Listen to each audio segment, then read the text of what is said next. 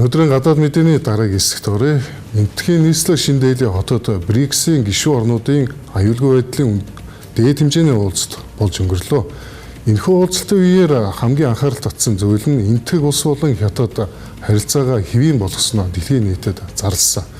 Мөн үүнээс гадна хятадын гадаад хэргийн сайд Ван Yi олон улсад хандаж стратегийн шинж чанартай хэд хэдэн уриалгыг дэвшүүлсэн байна.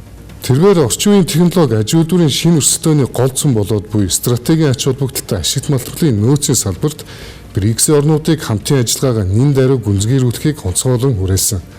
Америкийн нэгдсэн улс тэргүүтээ барууны G7-гийн орнууд 2030 он гэхэд чухал ашигт малтлалын хувьд хятад улсаас хамаарлаа эрс бууруулах бодлого хэрэгжүүлж эхэлсэн энэ үед уг уриалга гарч байгаагаараа анхаарал татж байна.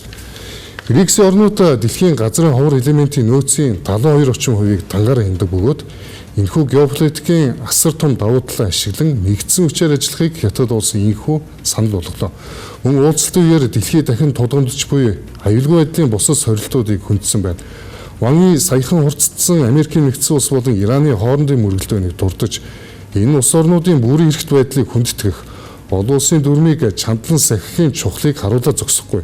Кибер болон мэдээллийн дайн зэрэг орчин үеийн дайны шинэ хэлбэрүүдэд улс орнууд дасан зохицож онцгой бэлтгэлтэй байх шаардлагатайг илтгэн харуулсан үйл явдал боллоо хэмээн мэдэгдэв.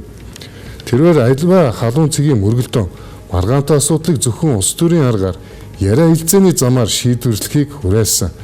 Түүнчлэн технологийн хурдцтай хөгжил тэр дундаа хэмэл оюун ухааны эрсдэлтэй онцгой сонор сэрэмжтэй хандахыг Ван Yi уриалсан. Хэмэл оюун ухааны хөгжлийг зөв годрлоор чиглүүлэх, кибер орон зайн дижитал засаглалыг сайжруулахад нэгдсэн үндэсний байгууллагыг үндсэн сувг болгон ашиглах ёстойг онцлон тэмдэглэсэн. Үүнээс гадна дэлхийн эрчим хүч, хүнсний аюулгүй байдлын хямралыг шийдвэрлэх, Африкт дэвдэгдээдгүй Эбола вирусын халдварын эсрэг нэгдсэн хүчээр хариу арга хэмжээ авах, терроризмын бүх хэлбэртэй тууштай тэмцэх, сансар огторгуйг зэвсэгжүүлэх аливаа ордлогыг таслан зогсоохыг гишүүн орнуудад уриалсан байна.